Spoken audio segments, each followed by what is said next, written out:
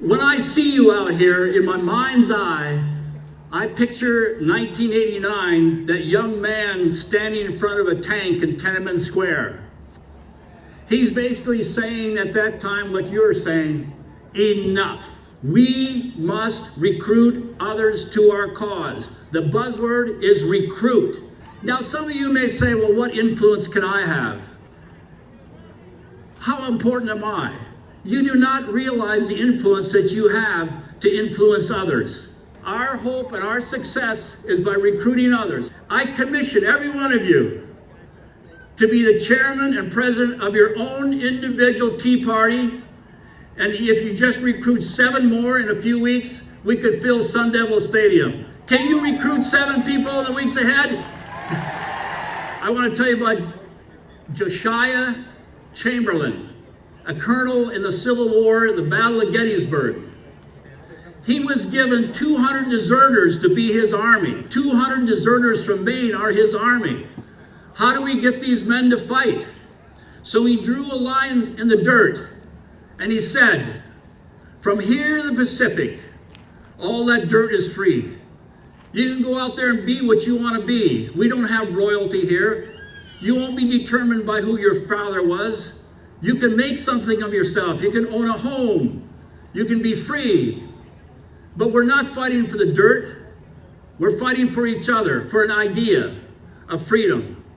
Those men were responsible for the flank at Gettysburg for the Union soldiers. And through a miraculous battle the second day, they held the line.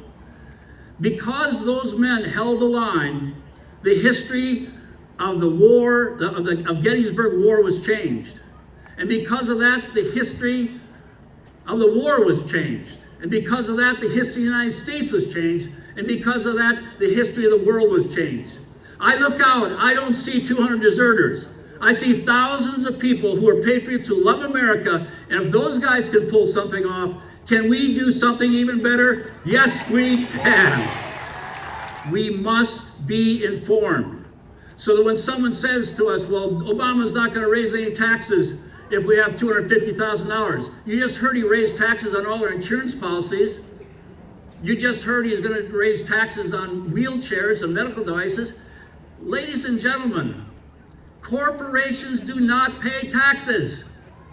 They collect taxes.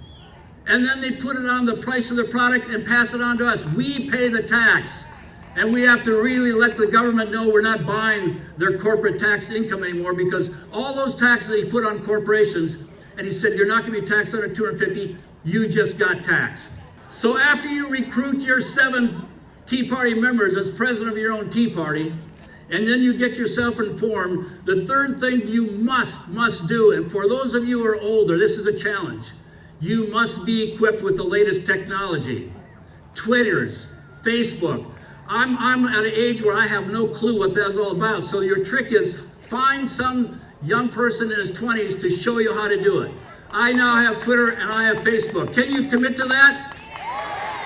Fourthly, it's been talked about earlier by Mr. Harris.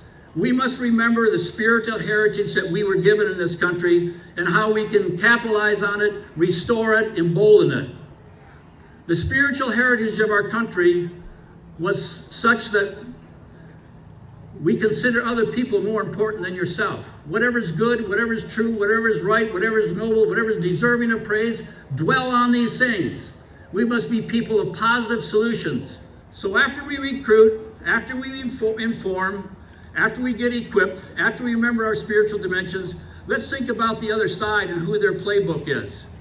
Their playbook is Rules for Radicals, written by Saul Alinsky. Our playbook was a constitution written by Jefferson and Madison, and that is going to be our playbook.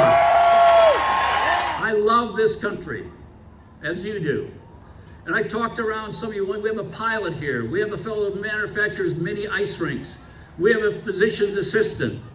All these people sitting here, you have some degree of success. We were not created to pursue our own agenda and to pursue our own happiness. God created us to be a channel of love to others, to be a hands and feet for a hurting world, to be a blessing to every person he puts in our path. Let's tell the American people if we can be that kind of people. Yes, we can? Okay, are we committed as a movement to limited government, responsible spending, and the free enterprise system? Can we commit to that? Yes, we can. God bless America. God bless you. God bless the Tea Party.